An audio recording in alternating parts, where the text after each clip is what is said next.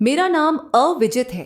इस दुनिया में मेरे पास मेरी बहन के सिवा कोई और नहीं था। हमारे माता पिता बहुत पहले इस दुनिया को छोड़कर चले गए थे।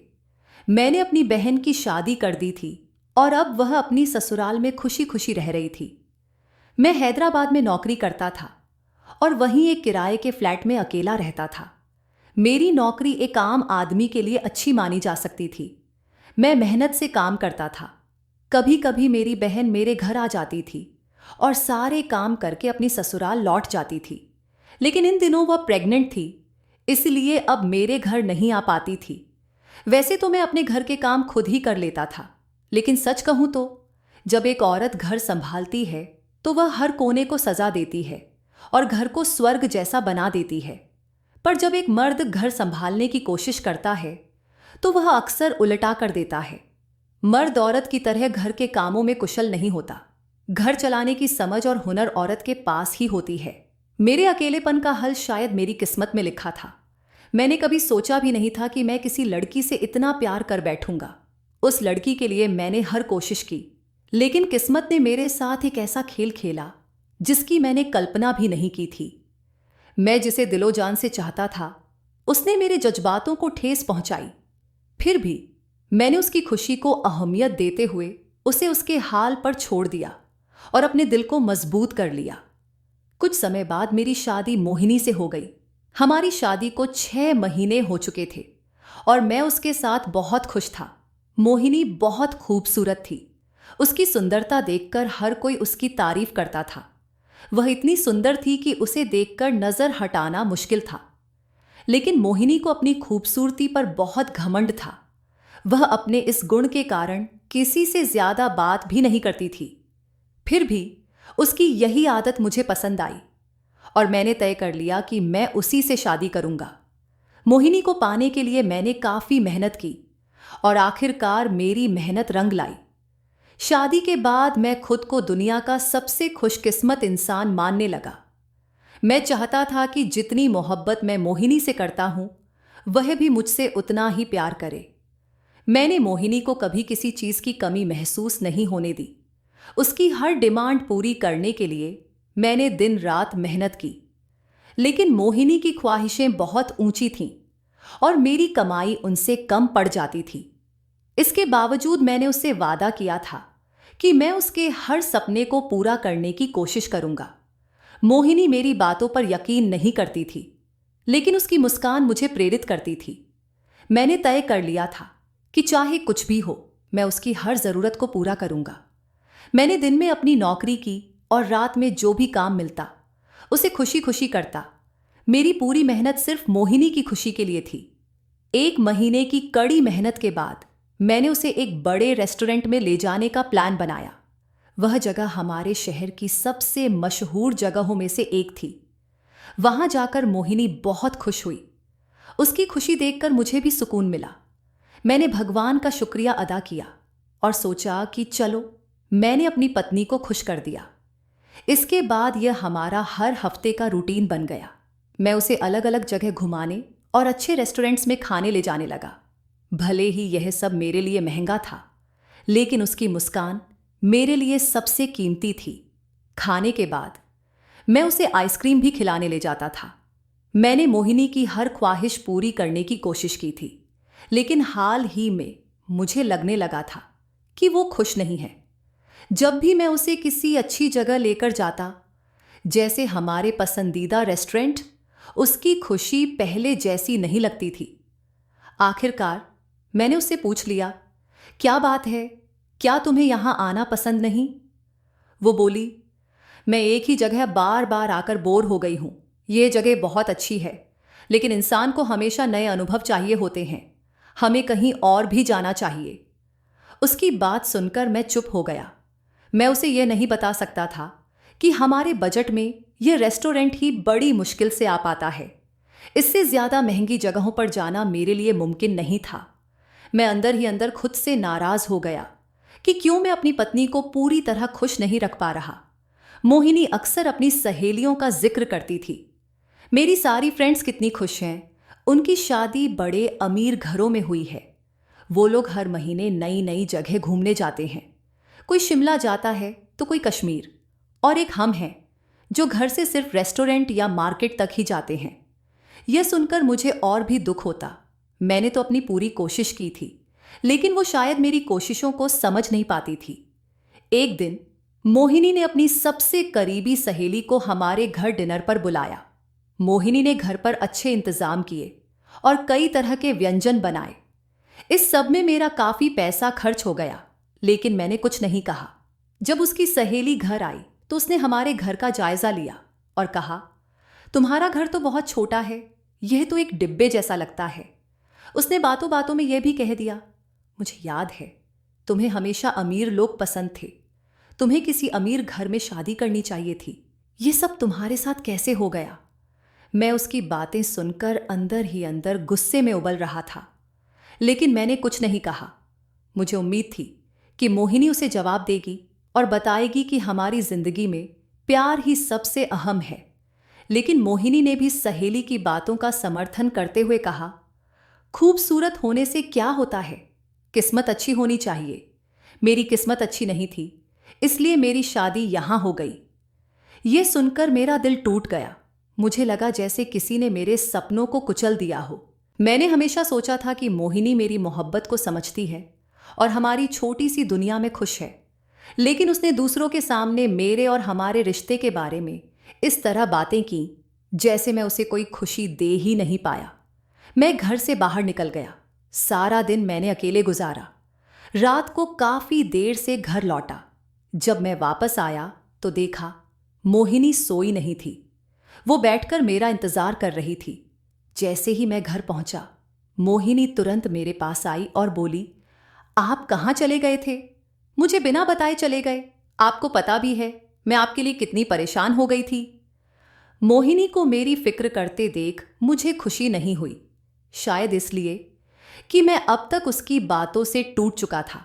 मैंने उसकी बात का कोई जवाब नहीं दिया। उल्टा उससे पूछा, तुम अब तक सोई क्यों नहीं? वो बोली, मैं आपका इंतजार कर रही थी।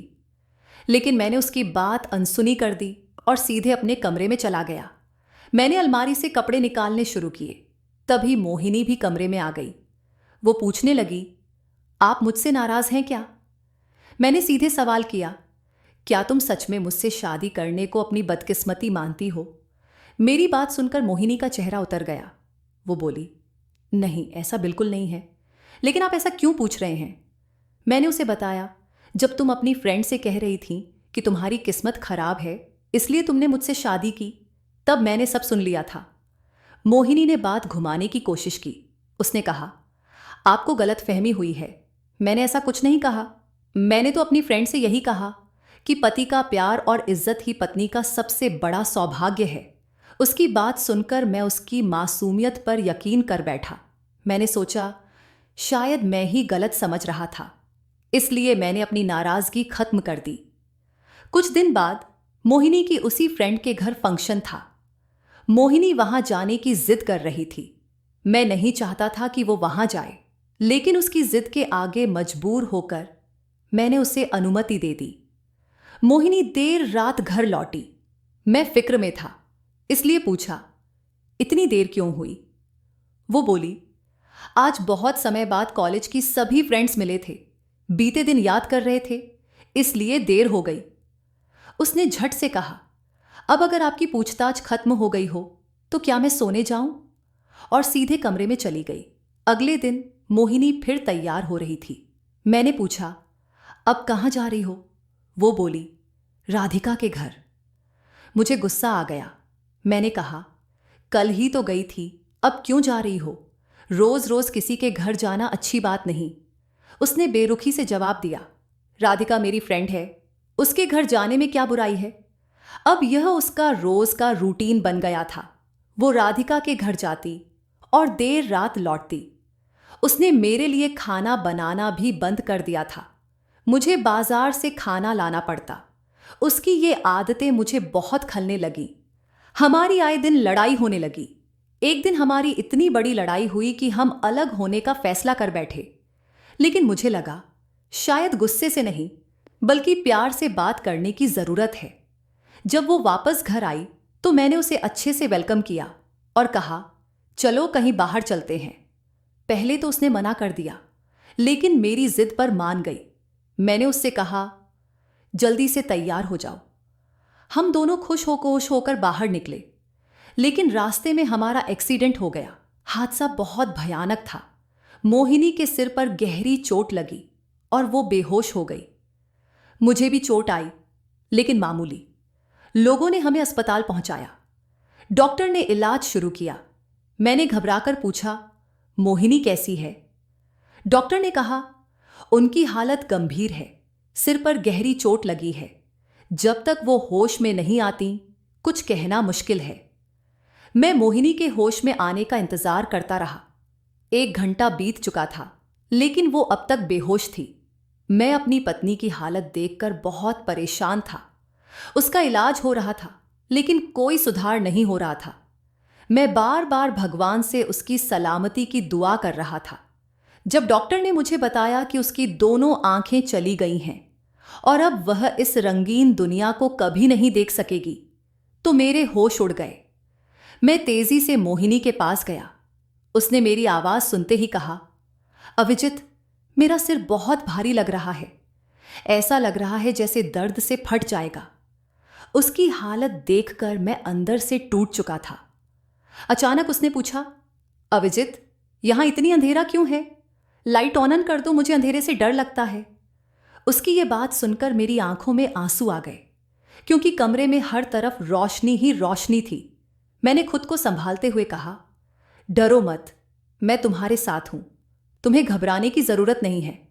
कुछ दिनों बाद डॉक्टर ने उसे सच्चाई बता दी कि वह अब कभी अपनी आंखों से नहीं देख पाएगी। यह सुनकर वह बहुत रोई, लेकिन फिर उसने खुद को संभाल लिया।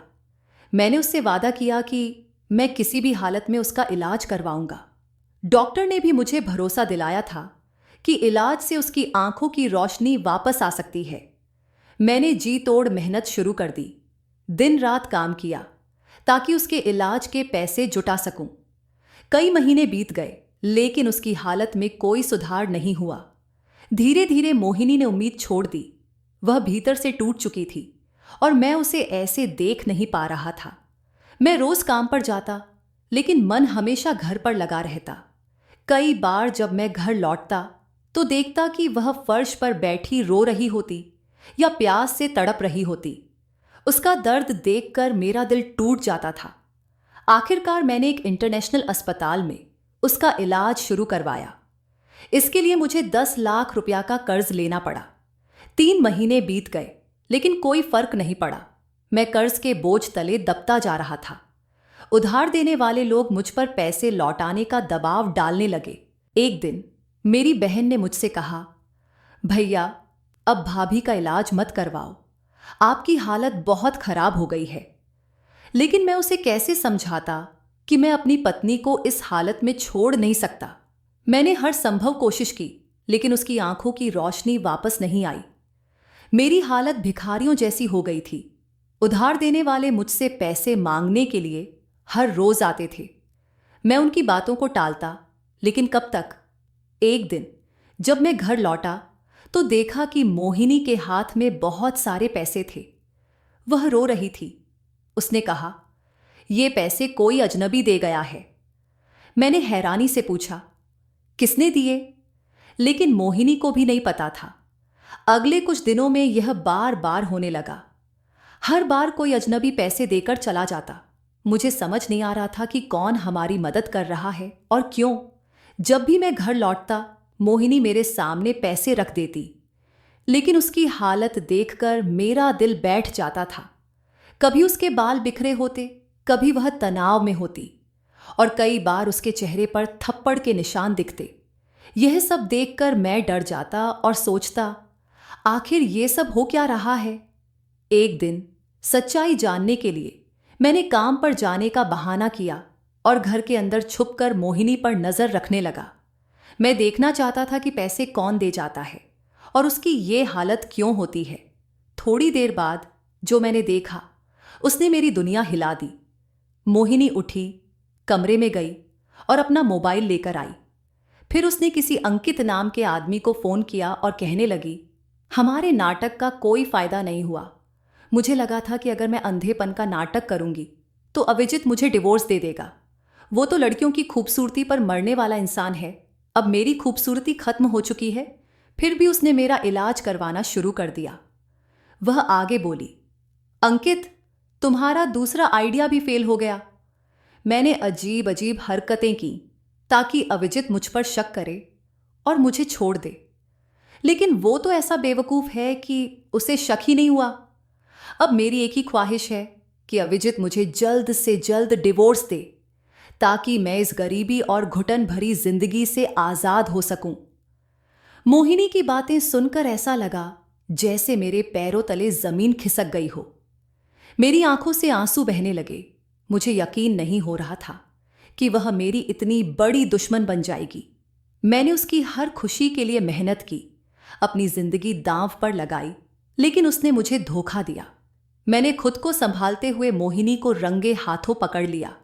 वह मुझे देखकर घबरा गई और नजरें चुराने लगी। मैंने गुस्से में पूछा, तुमने मेरे साथ ऐसा क्यों किया? वह खामोश रही।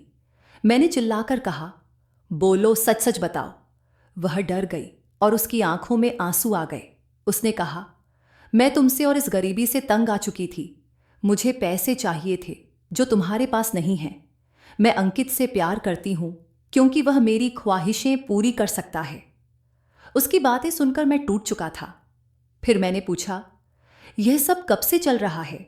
जब तुम राधिका के घर का बहाना बनाकर जाती थी तब क्या तुम अंकित से मिलने जाती थी? उसने जवाब दिया, हां। फिर उसने कहा, अब जब तुम्हें सब पता चल गया है तो मुझे डिवोर्स दे दो। मैं तुम्हारे साथ नहीं रह सकती। मैंने उसे डिवोर्स दे दिया क्योंकि मैं चाहता था कि वह खुश रहे, चाहे मेरे साथ या किसी और के साथ। डिवोर्स के 4 महीने बाद एक दिन मोहिनी वापस मेरे पास आई। वह रो रही थी। उसने बताया कि अंकित ने उसे धोखा दिया। वह न तो अमीर था न ही सच्चा। उसने जो घर और गाड़ी दिखाई थी वे उसके बॉस की थीं। अंकित शादीशुदा था और उसके 2 बच्चे थे। वह सिर्फ मोहिनी के साथ वक्त बिता रहा था। मोहिनी ने मुझसे कहा, अविजित, मुझे माफ कर दो। मैं गलत थी। मुझे एहसास हो गया है कि तुम मुझसे सच्चा प्यार करते थे। प्लीज मुझे फिर से अपनी जिंदगी में जगह दे दो। लेकिन मैंने उससे साफ कहा, मैं एक ही पत्थर से 2 बार चोट नहीं खा सकता। तुमने मेरी मोहब्बत और भरोसे को तोड़ा है। अब मैं तुम्हें अपनी जिंदगी में वापस नहीं लाना चाहता। वह रोती हुई अपने माता पिता के घर लौट गई। उसके माता पिता ने भी मुझसे कहा कि मैं उसे माफ कर दूं, लेकिन मैंने साफ इनकार कर दिया। कुछ समय बाद जब मैं आर्थिक तंगी से जूझ रहा था, एक आदमी मेरे पास आया। उसने मुझे 20 लाख का चेक दिया और कहा, ये वो पैसे हैं जो आपने मुझे 5 साल पहले उधार दिए थे। मैं अब उन्हें लौटाने आया हूं। मुझे याद आया कि जब मेरी बहन की शादी नहीं हुई थी तब मैंने अपनी बचत से इस आदमी को कारोबार शुरू करने के लिए 10 लाख रुपया दिए थे। उस इंसान ने मेरी बहन की शादी के समय बड़ी मुश्किल से 5 लाख रुपया लौटा दिए थे, लेकिन अभी भी 5 लाख बाकी थे। समय के साथ मैं उन पैसों को पूरी तरह भूल चुका था। फिर मैंने अपनी मेहनत और लगन से उन बचे हुए पैसों को लेकर एक रेडीमेड गारमेंट्स का बिजनेस शुरू किया। भगवान की कृपा से मेरा काम चल पड़ा और कुछ ही समय में मैंने काफी तरक्की कर ली। मेरी बहन ने भी मेरी खुशहाल जिंदगी देखकर मेरे लिए एक अच्छी लड़की का रिश्ता ढूंढा और मेरी शादी करवा दी। अब मेरी शादी को 3 साल हो चुके हैं और मैं एक प्यारे बेटे का पिता भी बन गया हूं। मेरी जिंदगी अब सुकून और खुशी से भर गई है। दोस्तों, मैं आपसे एक बात कहना चाहता हूं। कभी भी किसी पर आंख बंद करके इतना भरोसा मत करना जितना मैंने किया था। भरोसा करना अच्छी बात है, लेकिन अपनी समझदारी का इस्तेमाल जरूर करें। अगर आपको यह कहानी पसंद आई हो तो वीडियो को लाइक करें। अगर आप चैनल पर नए हैं तो चैनल को सब्सक्राइब करना न भूलें और हाँ, नोटिफिकेशन बेल को जरूर दबाएं ताकि हमारी हर नई कहानी की अपडेट सबसे पहले आप तक पहुंचे।